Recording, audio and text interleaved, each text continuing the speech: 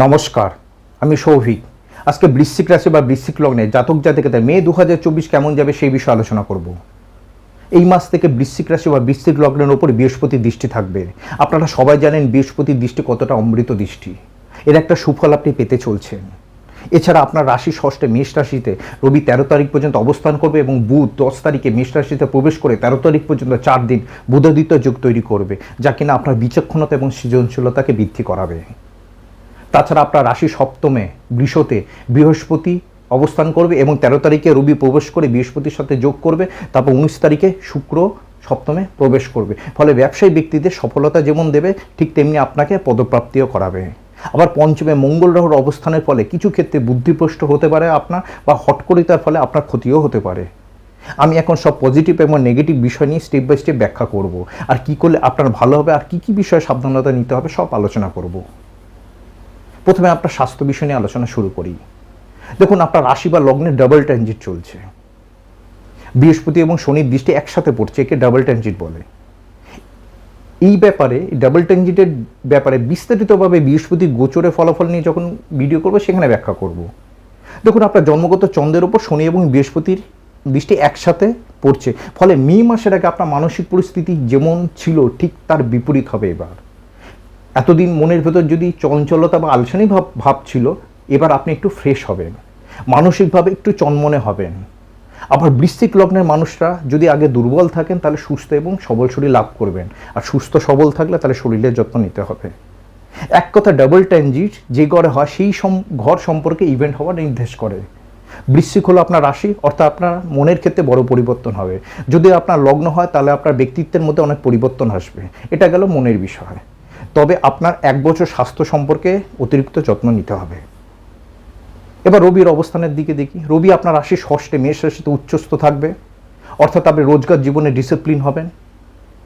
এই রবি ষষ্ঠে থাকার দরুন আপনার শরীরে রোগ প্রতিরোধ ক্ষমতাকে বৃদ্ধি করাবে, আপনি নিরোগ এবং সুস্থ হবেন। তার সাথে রবির সাথে 10 তারিখের পর বুধের 4 দিন মেষ রাশিতে বুধাদিত্য যোগ হবে।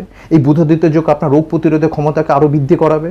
উপযুক্ত বুদ্ধি দ্বারা আপনি সামাজিক ক্ষেত্র এবং পারিবারিক ক্ষেত্রকে নিজের নিয়ন্ত্রণে রাখতে সক্ষম হবেন, তাই না? দেখুন, শুক্র কিন্তু ষষ্ঠ করে 19 তারিখ পর্যন্ত থাকবে। এই শুক্র রবি যথাক্রমে 13 তারিখ এবং 19 তারিখের পর আপনার রাশির সপ্তমে প্রবেশ করে রাশি বা লগ্নে দৃষ্টি দেবে। ফলে আপনার মনোবল বৃদ্ধির সাথে সাথে শারীরিক সুস্থতাও কিন্তু প্রকাশ পায়। এছাড়া রবি হলো আপনার আত্মা মনকে প্রভাবিত করে, আবার মন আবার শরীরকে, তাই না? রবি সার্বিক অবস্থান আপনার মানসিক বল বৃদ্ধিতে সাহায্য করবে। আর দেখুন, ষষ্ঠ ঘরে রবি বুধ শুক্রের অবস্থানের কথা আমি আগেই বলেছি। তবুও নিজের নার্ভ বা স্কিন বা রেচনতন্ত্রের বিষয়ে একটু হলেও আপনাকে যত্ন নিতে হবে। আর এই মাসে আপনার রাশি বা লগ্ন লর্ডের অবস্থান কিন্তু খুব একটা ভালো না। আমি মঙ্গল গ্রহের কথা বলছি। রাশির পঞ্চমে মঙ্গল রাহুর সাথে একসাথে অবস্থান করছে। তার স্বাস্থ্য সম্পর্কে আপনাকে অতিরিক্ত যত্ন নিতে হবে। আমি মঙ্গল রাহু সম্পর্কে এই বিষয়ে পরে ব্যাখ্যা করছি। তবে যাদের ব্যক্তিগত জন্মছকে বৃহস্পতি মঙ্গল এবং রাহুর কম্বিনেশন আছে, তাদের একটু অতিরিক্ত সতর্কতা নিতে হবে। রাগ তো করা একদম যাবে না। রাস্তাঘাটে চলাফেরা করার সময় যত্ন নিতে হবে, গাড়ি ঘোড়া চলার সময় যত্ন নিতে হবে, স্বাস্থ্য সম্পর্কে যত্ন নিতে হবে। তবে বৃহস্পতি দৃষ্টি আপনার রাশি বা লগ্নে রয়েছে, তাই ভয় পাওয়ার অতটা দরকার নেই। আর যাদের ব্যক্তিগত জন্মছকে এই যোগ আছে তারাই একটু সাবধানতা বেশি নেবে। এবার আপনার অর্থনৈতিক বিষয় নিয়ে আলোচনা করব। দেখুন, আপনার অর্থনৈতিক বিষয় দেখতে গেলে যে গ্রহটির দিকে সবচেয়ে বেশি নজর দিতে হয় সেটি হলো শুক্র। এই শুক্র মাসে 19 তারিখ পর্যন্ত আপনার রাশির ষষ্ঠে থাকবে, তারপর বিশ্বতে নিজের রাশিতে প্রবেশ করবে। দেখুন, এই মাসে শুক্রের অবস্থান ভালো। শুক্র 19 তারিখ পর্যন্ত মেষ রাশিতে অবস্থান করে আপনার রাশির দ্বাদশে তুলাতে দৃষ্টি দেবে, সপ্তম দৃষ্টি। তুলা আপনার খরচার ঘর, দ্বাদশ ঘর, খরচা। তাই 19 তারিখ পর্যন্ত আপনার খরচ কমবে। তারপর 19 তারিখের পর আপনার রাশি সপ্তমে বৃহস্পতির সাথে সঞ্জীবনী যোগ করবে। দেখুন, বৃহস্পতি হলো জীব, তাই না? আমি বা আপনি। আর শুক্র হলো অর্থ, তার মানে আপনার হাতে অর্থ আসবে। ক্লিয়ার? আবার সপ্তমের প্রবেশ করে শুক্রের সাথে চন্দ্রের কিন্তু সম্পর্ক হবে। শুক্রের সাথে চন্দ্রের সম্পর্কের ফলে খরচ কিন্তু হয়। তার মানে আমি ধরতে পারি 19 তারিখের পর আপনার খরচ একটু বেশি হবে। দেখুন, অর্থ আসলে তো খরচা হবে, তাই না? তার মানে অর্থপ্রাপ্তি হবে। এছাড়া রবি শুক্র সপ্তম হলে কয়েকটি বিষয় আপনার সাথে ঘটতে পারে। আপনি এই সময় দীর্ঘদিন ধরে যদি কোনো বিষয় পরিবর্তন করতে চাইছেন বা কিছু শিফটিং করতে চাইছেন, সেই ইচ্ছা সফল হবে। আপনি ভ্রমণ করার ইচ্ছা প্রকাশ করতে পারেন। আপনার বাবার সাথে কোনো বিষয় নিয়ে মতপার্থক্য হতে পারে। আপনার যদি পুত্র সন্তান থাকে তাহলে কর্মের ব্যাপারে বা পড়াশোনার জন্য তার জায়গা পরিবর্তন হতে পারে। এছাড়া আপনার মনের ভিতর ইগো জন্ম নিতে পারে, কোনো বিষয় নিয়ে একটু না কিছু ভাবা হতে পারে, বা আপনার মনে দম্ভ আসতে পারে। আবার জন্মগত চন্দ্রের সাথে শুক্রের সম্পর্কের ফলে আপনার হাতে অর্থ আসবে, আবার খরচও হবে। বাড়ির মহিলাদের মধ্যে মনোমালিন্য হতে পারে। এছাড়া বৃশ্চিক রাশির বিবাহিত জাতিকারা এই সময় নিজের বাবার বাড়িতে ভ্রমণ করার ইচ্ছা প্রকাশ করতে পারে, বা তার বাবার সাথে তার সাক্ষাৎ হবে। তবে রবি উচ্চ, তার সাথে শুক্র, আশা করি আপনি মানসিক দিক দিয়ে যথেষ্ট দৃঢ়তা প্রকাশ করবেন। এবার আপনার দ্বিতীয় ঘর ধনুরাশি বিষয়ে আলোচনা করি। ঠিক আছে, দ্বিতীয় ঘর ধনুরাশি লটকে বৃহস্পতি, বর্তমানে বৃহস্পতি সপ্তমে, বৃহস্পতি ভালো জায়গায় রয়েছে, সাথে রবি শুক্র থাকবে 13 তারিখ আর 19 তারিখের পর দুজনকে পাচ্ছে। দ্বিতীয় লট সপ্তমে থাকার দরুন ব্যবসায়ীদের অর্থপ্রাপ্তি বেশ ভালো হবে। আবার দেখুন রবি আপনার দশম লট, মানে কর্মের লট, সেই হিসাবে দেখলে রবি বৃহস্পতির যোগ 14 তারিখ থেকে একসাথে হওয়ার ফলে কর্মের মাধ্যমে অর্থপ্রাপ্তি নির্দেশ করছে। আবার বৃহস্পতি রবির যোগকে জীবাত্মা যোগ বলে, এটাও বেশ দারুণ। তার মানে বৃশ্চিক রাশি বা বৃশ্চিক লগ্নের ক্ষেত্রে 14 তারিখের পর থেকে আসল খেলাটা শুরু হবে।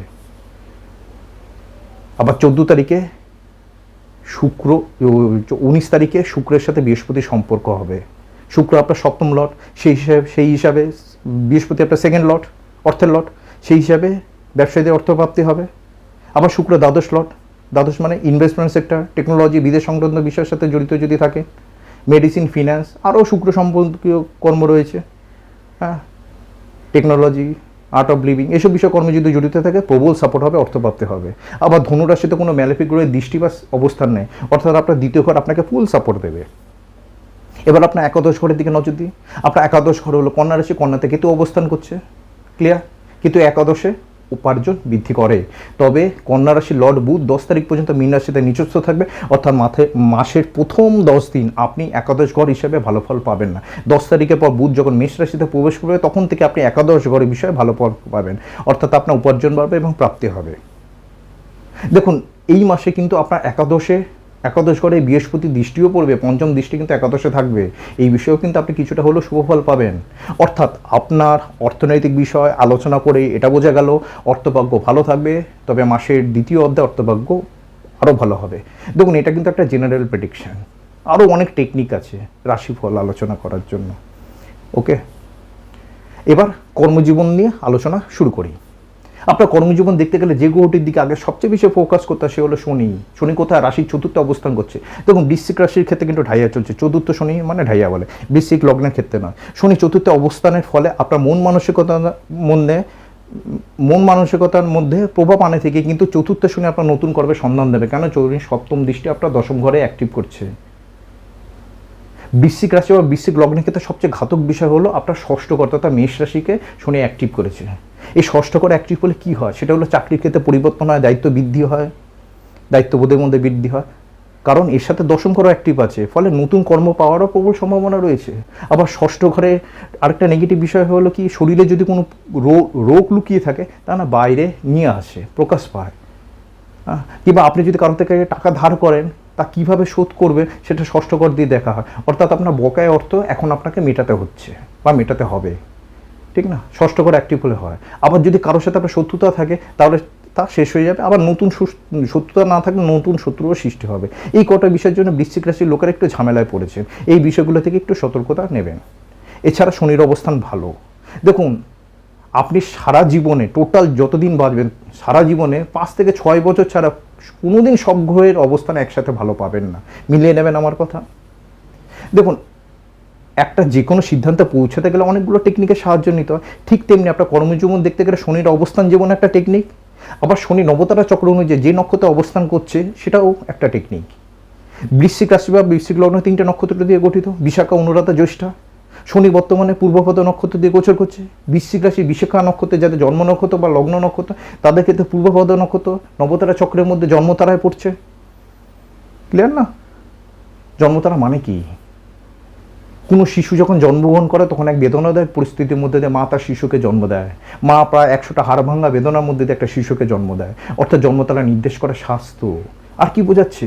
আপনি সংঘর্ষের মধ্যে দিয়ে জীবনে এগিয়ে যাবেন। তার কোনো একটি শিশু কঠিন পরিস্থিতির মধ্যে দিয়ে বেরিয়ে এসে নতুন জীবনে প্রবেশ করে, অর্থাৎ নবতারা চক্র অনুযায়ী বা অনুসারে বর্তমানে আপনি সংঘর্ষের মাধ্যমে আপনাকে এগিয়ে যেতে হবে, এবং এই তারা আপনার জীবন একটু হলেও অভিজ্ঞতার মাধ্যমে সফলতা দেবে। আর স্বাস্থ্যের বিষয়ে অবশ্যই সতর্ক থাকতে হবে। ক্লিয়ার হয়েছে? এবার বৃশ্চিক রাশি বা বৃশ্চিক লগ্নে যারা অনুরাধা নক্ষত্র বিলং করেন বা জন্ম নক্ষত্র, লগ্ন নক্ষত্র, তাদের ক্ষেত্রে পূর্বপদ্ম নক্ষত্র নবতারা চক্রের মধ্যে অতিমিত্র তারায় পড়ছে। অতিমিত্র মানে ভালো বন্ধু সাহায্য লাভ, অর্থাৎ আপনার রাশিচক্রে যে গ্রহ অতিমিত্র নক্ষত্র দিয়ে পাস করবে, সেই গ্রহ যে ভাবের কারক বা কারকতা নির্দেশ করে, সে সেইভাবে ওপর এফেক্ট করবে এবং সেইভাবের ওপর ভালো রেজাল্ট দেবে। দেখুন, অতিমিত্র তারা মানে এক কথা ফুলফিলমেন্ট ইউর ডিজায়ার, অর্থাৎ আপনার মনোবাঞ্ছনা পূর্ণ হওয়া। শনি আপনার কর্মকারক, ফলস্বরূপ কর্মক্ষেত্রে সফলতা নির্দেশ করছে। আবার আপনি আপনার কর্মক্ষেত্রে আপনার মনোবাঞ্ছনা পূর্ণ করতে পারেন, তার সাথে আপনি আপনার কর্মক্ষেত্রে সহকর্মীতে সহযোগিতা পাবেন। এবার যাদের জন্ম জ্যৈষ্ঠ নক্ষত্রে বা লগ্ন জ্যৈষ্ঠ নক্ষত্রে, তাদের বিষয়ে বলি, তাদের পূর্বপদ্মবর্ধ নক্ষত্র নবতারা চক্রের মধ্যে মিত্র তারায় পড়ছে। এটাও একটা শুভ তারা। এই তারা নির্দেশ করে ভালো বন্ধু, তবে অতিমিত্র থেকে একটু কম, অর্থাৎ আপনার কর্মক্ষেত্রে সহকর্মীতে আপনি সাহায্য পাবেন এবং শনি গ্রহের ভালো ফলাফল আপনি পাবেন। আশা করি আপনাদের আমি বোঝাতে পারছি। এরকম অনেকগুলো টেকনিক ব্যবহার করে তবে একটা সিদ্ধান্তে পৌঁছাতে হয়। এছাড়া আরও টেকনিক আছে। দেখুন, এই রাশিফল একটা জেনারেল প্রেডিকশন, আমি চেষ্টা করছি বিভিন্ন টেকনিক ইউজ করে যদি মেলানো যায়। এছাড়া শনি যে পূর্বপদ্ম নক্ষত্রে অবস্থান করছে, অর্থাৎ এই নক্ষত্রের লটকে বৃহস্পতির অবস্থান আপনার ব্যক্তিগত জন্মছকে তার উপর নির্ভর করে। আর গোচর শনি আপনার ব্যক্তিগত জন্মছকে কোন কোন গ্রহকে অ্যাক্টিভ করছে তার উপরও নির্ভর করে। তাই এই রাশিফলটা একটা জেনারেল প্রেডিকশন। এবার আরেকটা টেকনিক, আপনার দশম ঘরের দিকে নজর দিই। সিংহ রাশি, দশম ঘর সিংহ রাশি এখন অ্যাক্টিভ। তারপরে আপনার কর্মক্ষেত্র 29 মার্চ 2025 পর্যন্ত অ্যাক্টিভ থাকবে, মানে কর্মক্ষেত্রে বিষয় নাড়াচাড়া হবে, তাই না? কিন্তু এই মাসে আপনার দশম লটের অবস্থান বেশ ভালো। মাসের প্রথম 13 দিন মেষ রাশিতে উচ্চস্থ, বেশ ভালো। শুক্রের সাথে মানে ব্যবসার ক্ষেত্রে সফলতা আসবে। ষষ্ঠে মানে চাকরির পক্ষে যাবে এই মাস, চাকরির মাধ্যমে কর্মবর্তী। আবার 10 তারিখের পর বুধের সাথে থাকবে, মানে কর্মে সফলতা নির্দেশ করছে। ঠিক তেমনি 14 তারিখের পর সপ্তমে বৃহস্পতি রবি একসাথে হবে। 19 তারিখের পর বৃহস্পতি রবি শুক্র একসাথে। মে মাসে আপনার দশম ঘরের পরিপ্রেক্ষিতে কর্মজীবন একদম ঠিকঠাক আছে। ব্যবসায়ীদের প্রচুর সফলতা আসবে, চাকরিজীবীদেরও আসবে। তবে চাকরির লট মঙ্গল, যেহেতু মঙ্গলের পজিশনটা রাহুর সঙ্গে আছে, অতটা ভালো নয়, তাই চাকরির ক্ষেত্রে অতিরিক্ত রাগ বর্জনীয়, এটা কিন্তু মাথায় রাখবেন। এবার মঙ্গল রাহুর ফলে কী ফলাফল হবে সেই বিষয়ে আলোচনা করি। দেখুন, পঞ্চম ঘরে মঙ্গল রাহু একসাথে অবস্থান করছে, ঠিক না? কম্বিনেশন তৈরি হয়েছে। আপনার পঞ্চম ঘর কি? মীন রাশি। ক্লিয়ার? মীন রাশি কার? বৃহস্পতির। রাহু অবস্থান করছে, হিসাব মতো বৃহস্পতি রাহুর কম্বিনেশন তৈরি হচ্ছে। তার সাথে মঙ্গল আছে, তার মানে বৃহস্পতি মঙ্গল রাহুর কম্বিনেশন তৈরি হচ্ছে। বৃহস্পতি জীব, মঙ্গল রাগ, রাহু অতিরিক্ত। ফলে আপনার মধ্যে যাদের এই কম্বিনেশন জন্মছকে আছে, তাদের স্বাস্থ্য সম্পর্কে সচেতন নিতে হবে। চোট আঘাত লাগতে পারে, অতিরিক্ত রাগ হতে পারে। এবার দেখুন, কালপুরুষ কুণ্ডলী অনুযায়ী রাহু দ্বাদশে, মীন রাশি দ্বাদশ আর কালপুরুষ কুণ্ডলী অনুযায়ী বিদেশ সংক্রান্ত বিষয়ে ইভেন্ট হওয়ার নির্দেশ করছে। যারা দীর্ঘদিন ধরে ভাবছেন কর্মসূত্রে বিদেশে যাবেন, তাদের সেই ইচ্ছা পূর্ণ হতে পারে। বা জন্মস্থান থেকে দূরে যাওয়া, অনলাইন এডুকেশন বা ভিন্ন ধর্মের মানুষদের সাথে কথা হওয়া, এগুলো কিন্তু নির্দেশ করে। আবার মঙ্গলের সাথে সারা মাস জুড়ে রাহু অবস্থান করছে। এই কম্বিনেশনের একটা নেগেটিভ এবং পজিটিভ দিক আছে। দেখুন, রাহু কী করে? রাহু সবসময় নন লিভিং সিগনিফিকেন্সগুলোকে বৃদ্ধি করে, উন্নত করে, আর লিভিং সিগনিফিকেন্সগুলোকে ক্ষতি করায়, হার্ম করে। মঙ্গলের লিভিং সিগনিফিকেন্স কি? মঙ্গল মানে কি? আমাদের শরীর, তাই না? মঙ্গল আপনার লগ্ন এবং ষষ্ঠ লগ্ন।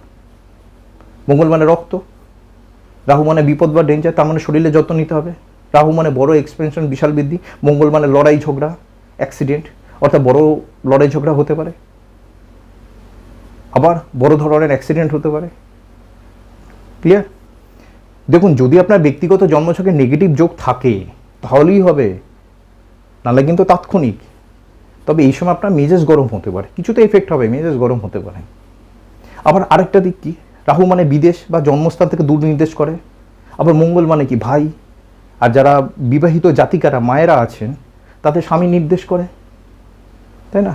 তাই আপনার ভাই আর মহিলাদের ক্ষেত্রে স্বামী বিদেশে যেতে পারে বা বাড়ি থেকে দূরে যেতে পারে, বা তারা যদি বাড়ি থেকে দূরে বা বিদেশে আছে, তাদের উন্নতি হবে। ক্লিয়ার? আচ্ছা, আইনস্টাইনের নাম শুনেছেন? বৈজ্ঞানিক, ওনার মঙ্গল রাহু যোগ আছে। উনি এত বড় বিজ্ঞানী হলো কী করে? টুইটারে মানে এক্স হ্যান্ডেলে মানে ইলিয়ন মাস্ক, মঙ্গল রাহু কম্বিনেশন আছে। শিল্পপতি হলো কি করে? রাহু সবসময় নন লিভিং সিগনিফিকেন্সগুলোকে বাড়িয়ে দেয়। মঙ্গলের নন লিভিং সিগনিফিকেন্স হলো ইনফরমেশন টেকনোলজি। তাই একজন সোশ্যাল মিডিয়ায় টেকনোলজি ব্যবহার করে শিল্পপতি হয়েছে, অন্যজন সায়েন্টিস্ট হয়েছে। এছাড়াও মঙ্গলের নন লিভিং সিগনিফিকেন্স জমি, কনস্ট্রাকশন, আরও কৃষিকাজ, স্কিল ওয়ার্ক, এগুলো সব আছে। ডেসক্রিপশন বক্সে লিখে দেবো, দেখে দেবেন। অর্থাৎ এইসব বিষয় যদি আপনার কর্মের সাথে জড়িত থাকে তাহলে আপনি বিশেষ লাভবান হবেন, সফলতা আসবে। এটা হলো মঙ্গল রাহুর বিষয়। আর নিজের মেজাজ ঠান্ডা রাখবেন। ক্লিয়ার? আশা করি আমি বোঝাতে পারছি আপনাদের। এবার আপনার পারিবারিক জীবনে আলোচনা করব। আপনার দ্বিতীয় ঘর ধনুরাশিতে কোনো ঘরে দৃষ্টি নেই, আবার অবস্থানও নেই, তথা ধনুরাশির লর্ড বৃহস্পতির অবস্থান ভালো। আশা করি কুটুম্বদের সাথে আপনার সদ্ভাব বজায় থাকবে। এছাড়া বৃহস্পতির নবম দৃষ্টি আপনার রাশির তৃতীয় পড়ছে, ফলে আপনার ভাই বোনদেরও খুব ভালো হবে এবং আপনার সাথে সম্পর্কও ভালো হবে।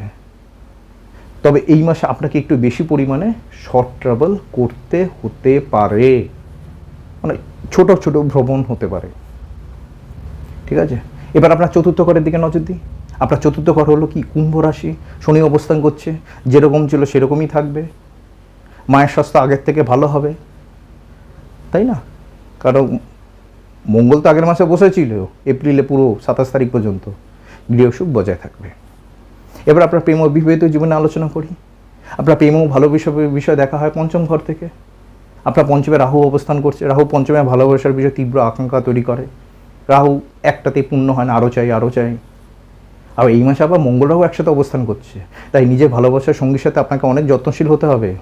এই মাসটা সম্পর্কের ক্ষেত্রে আপনাকে কিন্তু খেয়াল রাখতে হবে। লড়াই ঝগড়া হতে পারে, অতিরিক্ত চাহিদা বৃদ্ধি হতে পারে। ক্লিয়ার? এক্সট্রা অ্যাফেয়ার তৈরি হতে পারে, খেয়াল রাখতে হবে।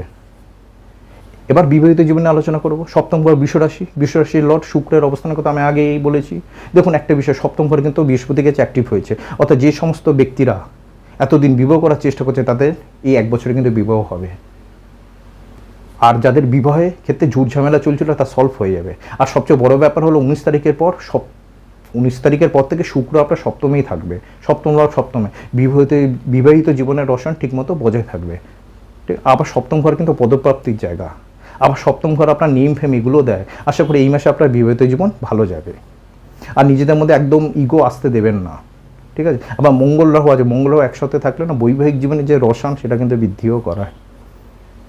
এবার আপনার সন্তান বিষয় নিয়ে বলবো। দেখুন, এই মাসে আপনার সন্তান বিষয় একটু খেয়াল রাখতে হবে। ভয়ের কিছু নেই, শারীরিক জবাবে যত্ন নেবেন। হ্যাঁ, একটু জন্য বাধ্য রাখবেন, একটু সাবধানতা বজায় রাখবেন। এবার শিক্ষা বিষয় নিয়ে বলবো। প্রাথমিক এবং উচ্চ শিক্ষার্থীতে এভারেজ থাকবে, যেমন চলছিল তেমন চলবে। তবে উচ্চ শিক্ষার্থীতে পড়াশোনা অবশ্যই যত্ন নেওয়া দরকার। নমস্কার, ভালো থাকবেন। আপনার মূল্যবান মতামত আমাকে কমেন্ট বক্সে অবশ্যই লিখে জানাবেন।